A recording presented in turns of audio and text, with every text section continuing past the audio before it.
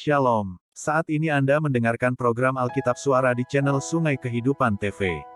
Program Baca Alkitab Suara ini ditujukan untuk membantu penyandang tunanetra agar para tunanetra dapat membaca Alkitab setiap hari. Untuk itu Alkitab Suara ini akan ditayangkan per pasal di setiap harinya.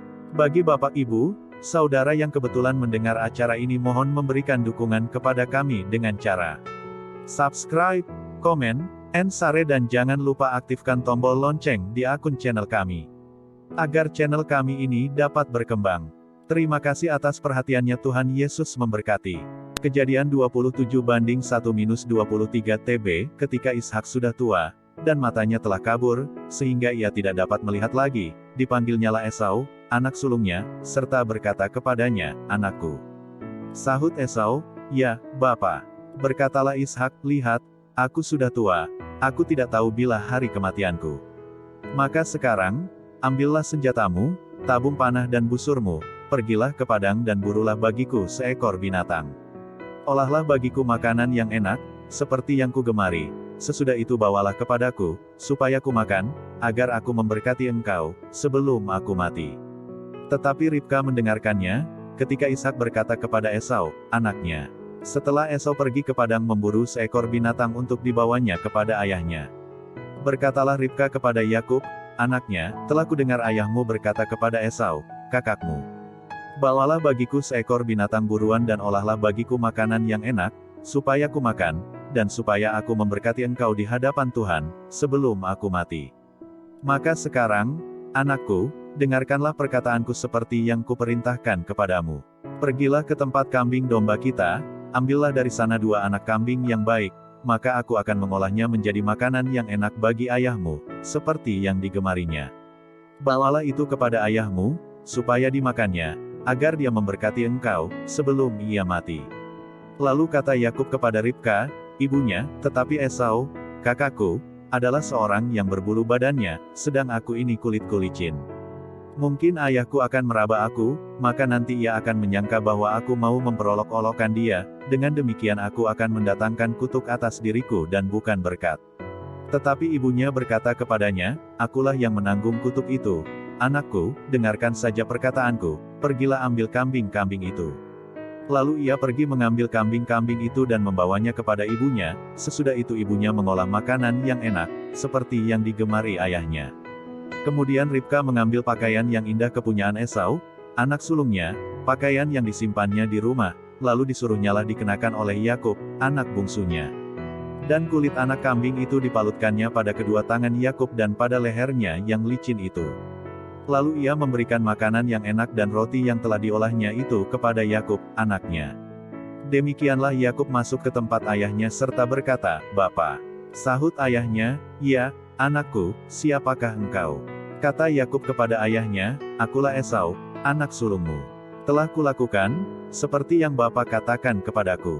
Bangunlah, duduklah dan makanlah daging buruan masakanku ini, agar Bapa memberkati aku."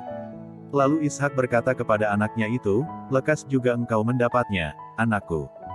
Jawabnya, "Karena Tuhan, Allahmu, membuat aku mencapai tujuanku."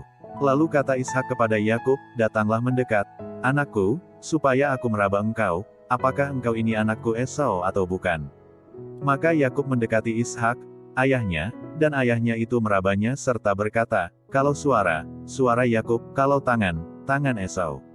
Jadi Ishak tidak mengenal dia, karena tangannya berbulu seperti tangan Esau, kakaknya.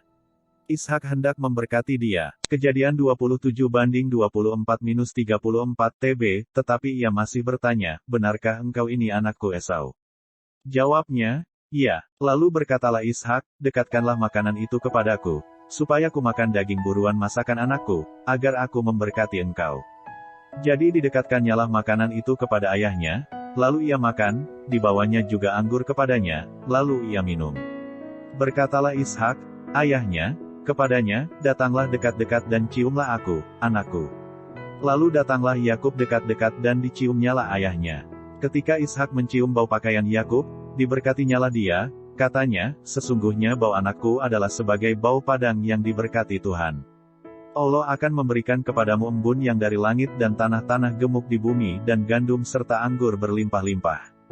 Bangsa-bangsa akan takluk kepadamu, dan suku-suku bangsa akan sujud kepadamu, jadilah tuan atas saudara-saudaramu, dan anak-anak ibumu akan sujud kepadamu.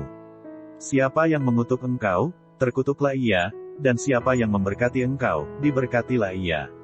Setelah Ishak selesai memberkati Yakub, dan baru saja Yakub keluar meninggalkan Ishak, ayahnya, pulanglah Esau, kakaknya, dari berburu.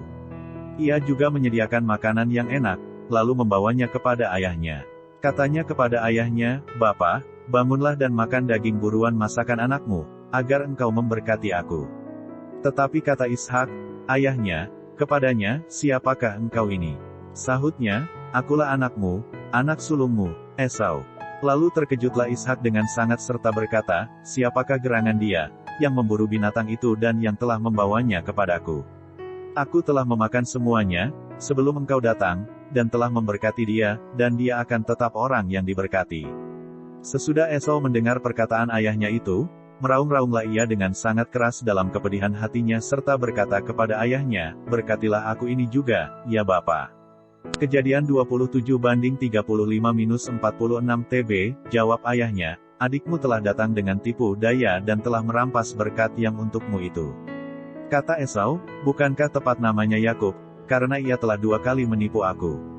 Hak kesulunganku telah dirampasnya, dan sekarang dirampasnya pula berkat yang untukku."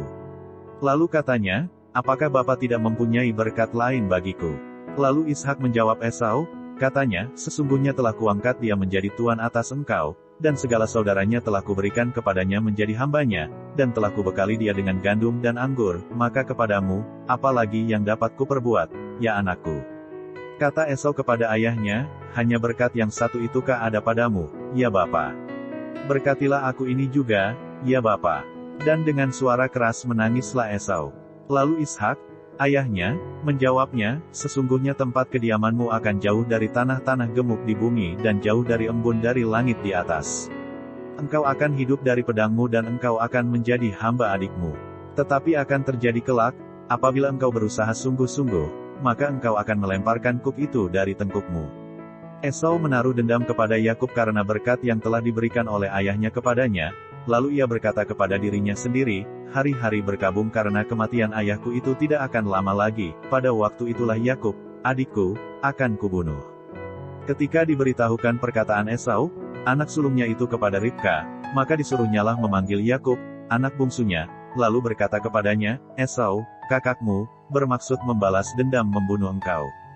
Jadi sekarang, anakku, dengarkanlah perkataanku, bersiaplah engkau dan larilah kepada Laban, saudaraku, ke Haran. Dan tinggallah padanya beberapa waktu lamanya, sampai ke Geraman. Dan kemarahan kakakmu itu surut daripadamu, dan ia lupa apa yang telah engkau perbuat kepadanya, kemudian aku akan menyuruh orang menjemput engkau dari situ.